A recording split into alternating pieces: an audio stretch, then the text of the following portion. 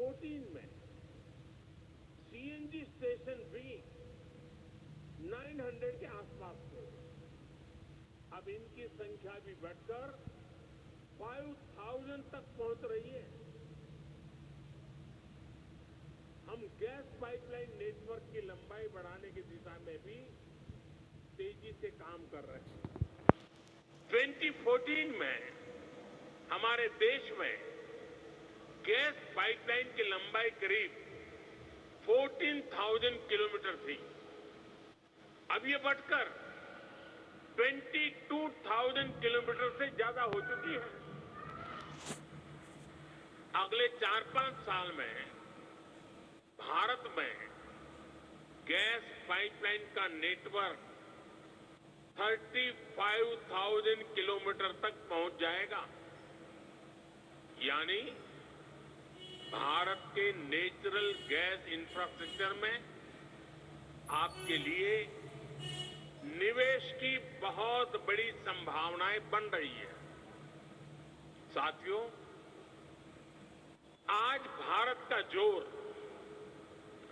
Domestic exploration और production को बढ़ावा देने पर है। ईएनपी सेक्टर ने उन इलाकों में भी अपना इंटरेस्ट दिखाया है जो इनएक्सेसिबल समझे जाते थे। आपकी इन भावनाओं को समझते हुए हमने नो गो एरियाज में कमी की है। इससे 10 lakh square kilometre area no go की पाबंदियों से मुक्त हुआ है। अगर हम आंकड़े पर नजर डालें तो नो गो एरियाज में भी ये कमी 98% से भी ज्यादा है। ये सभी निवेशकों से आग्रह करूंगा कि आप इन अवसरों को इस्तेमाल करिए। फॉसिल फ्यूल्स के एक्सप्लोरेशन में अपनी मौजूदगी बढ़ाइए। फ्रेंड्स, बायो एनर्जी के क्षेत्र में भी हम तेजी से आगे बढ़ रहे हैं। पिछले साल अगस्त में हमने एशिया की पहली 2G इथेनॉल बायो रिफाइनरी की स्थापना की। हमारी तैयारी इस तरह के 12 कॉमर्शियल 2G इथेनॉल प्लांट्स बनाने की है। सस्टेनेबल एविएशन फ्यूल और रिन्यूएबल डीजल की कॉमर्शियल उपयोगिता की दिशा में भी हमारे प्रयास जारी है। इस साल के बजट में हमने गोवर्धन योजना के तहत 500 नए वेस्ट टू वेल्थ प्लांट्स बनाने का ऐलान किया। इसमें 200 कॉम्प्रेस बायोगैस प्लांट्स और 300 कम्युनिटी या क्लस्टर बेस्ड प्लांट्स शामिल है। इसमें भी आप सभी के लिए हजारों करोड़ रुपए के इन्वेस्टमेंट के रास्ते बनने वाले हैं। साथियों, एक और सेक्टर जिसमें भारत विश्व में लीड ले रहा है वो है ग्रीन हाइड्रोजन का। नेशनल ग्रीन हाइड्रोजन मिशन 21वीं सदी के भारत को नई दिशा देगा। इस दशक के अंत तक हम 5 MMTPA ग्रीन हाइड्रोजन के प्रोडक्शन का लक्ष्य लेकर चल रहे हैं। इसमें भी 8 लाख करोड़ रुपए से अधिक के इन्वेस्टमेंट की संभावनाएं हैं। भारत अगले 5 वर्षों में ग्रे हाइड्रोजन को रिप्लेस करते हुए ग्रीन हाइड्रोजन का हिस्सा 25% तक बढ़ाएगा। ये भी आपके लिए बहुत बड़ा अवसर होगा। फ्रेंड्स, एक एक और महत्वपूर्ण विषय ईवीएस की बैटरी कॉस्ट का भी है। आज इलेक्ट्रिक व्हीकल में बैटरी की कॉस्ट 40 से 50% तक होती है। इसलिए इस दिशा में हमने 50 गीगावाट आवर्स की एडवांस केमिस्ट्री सेल बनाने के लिए 18,000 करोड़ रुपए से ज्यादा की पीएलआई स्कीम शुरू की है। देश में बैटरी मैन्युफैक्चरिंग फैसिलिटीज स्थापित करने के लिए एक अच्छा अवसर है। फ्रेंड्स, भारत में बन रही निवेश की इन संभावनाओं को हमने एक सप्ताह पहले आए बजट में और मजबूत किया है। बजट में renewable energy, energy efficiency, sustainable transportation और ग्रीन टेक्नोलॉजीज को और एनकरेज किया गया है। इसमें 35,000 करोड़ रुपए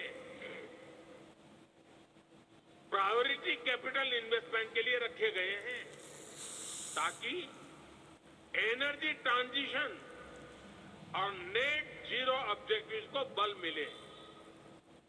बजट में हमने कैपिटल एक्सपेंडिचर के लिए 10 लाख करोड़ रुपए का भी प्रावधान किया है। इससे भी ग्रीन हाइड्रोजन से लेकर सोलार और रोड जैसे हर तरह के इंफ्रास्ट्रक्चर को गति मिलेगी। साथियों, 2014 के बाद से ग्रीन एनर्जी को लेकर भारत का कमिटमेंट और भारत के प्रयास पूरी दुनिया को देख रहे हैं। बीते 9 वर्षों में भारत में रिन्यूएबल एनर्जी कैपेसिटी करीब 70 गीगावाट से बढ़कर करीब 170 गीगावाट हो चुकी है।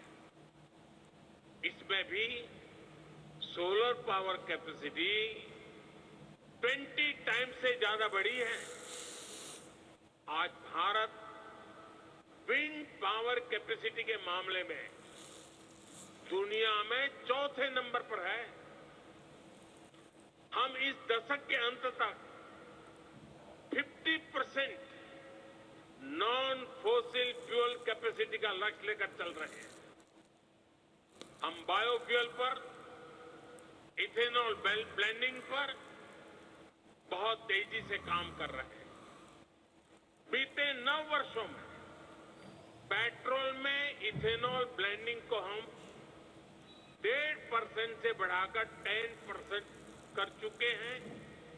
अब हम 20% इथेनॉल ब्लेंडिंग के लक्ष्य की तरफ बढ़ रहे हैं। आज यहां E20 रोल आउट किया जा रहा है। पहले फेज में देश के 15 शहरों को कवर किया जाएगा और फिर आने वाले 2 वर्षों में देश भर में इसका विस्तार किया जाएगा।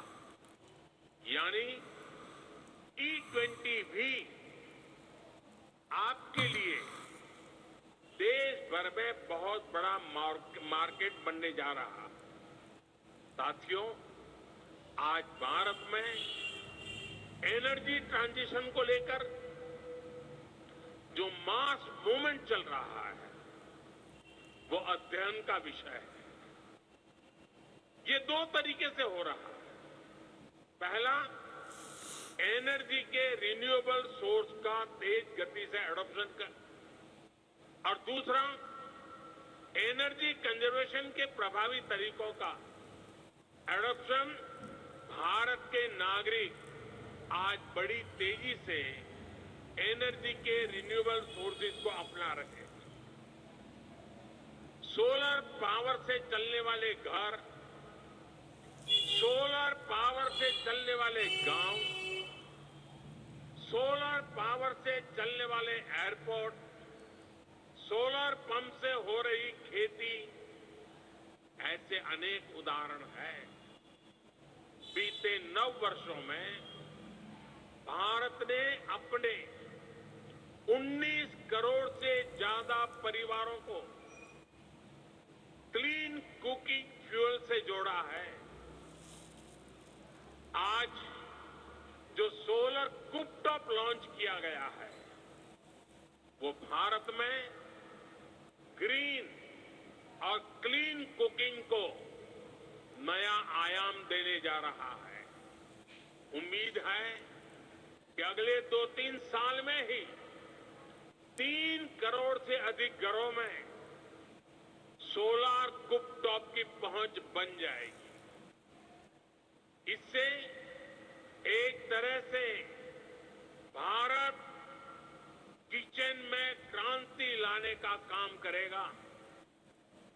भारत में 25 करोड़ से अधिक परिवार हैं।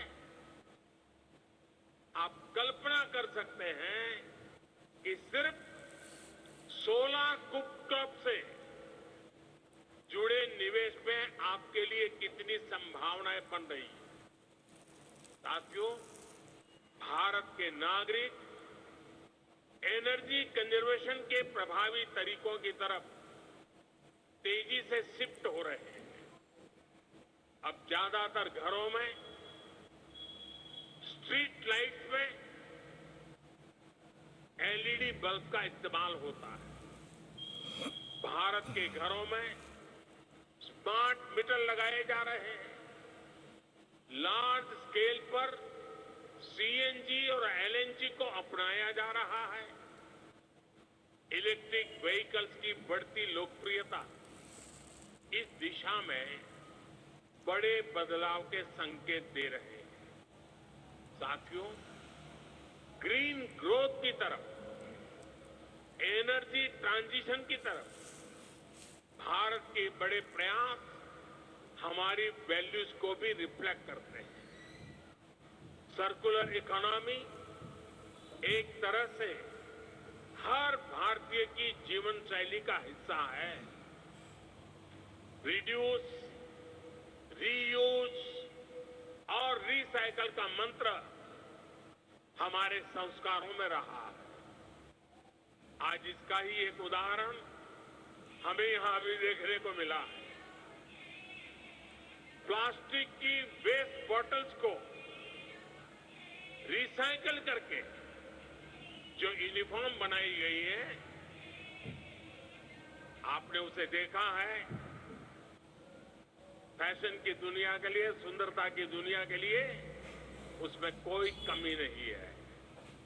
हर साल 10 करोड़ ऐसी बॉटल्स की रिसाइकलिंग का लक्ष्य पर्यावरण की रक्षा में बहुत मदद करेगा। ये मिशन लाइफ यानी लाइफस्टाइल फॉर एनवायरनमेंट को भी मजबूती देगा, जिसकी दुनिया को आज बहुत आवश्यकता है।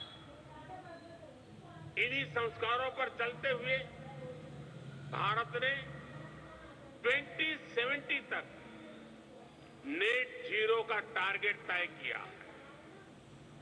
इंटरनेशनल सोलर अलायंस जैसे प्रयासों से भारत इस सद्भावना को दुनिया में मजबूत करना चाहता है। साथियों, मैं आपका फिर आह्वान करूंगा कि भारत के एनर्जी सेक्टर से जुड़ी हर संभावनाओं को जरूर एक्सप्लोर करें, उससे जुड़े। आज भारत आपके इन्वेस्टमेंट के लिए दुनिया में सबसे उपयुक्त जगह है। इन्हीं शब्दों के साथ आज आप इतनी बड़ी तादाद में यहां आए, एनर्जी ट्रांजिशन वीक के अंदर शरीक हुए। मैं आपका अभिनंदन करता हूं, स्वागत करता हूं और अपनी वाणी को विराम देता हूं। आप सबको बहुत बहुत शुभकामनाएं। धन्यवाद।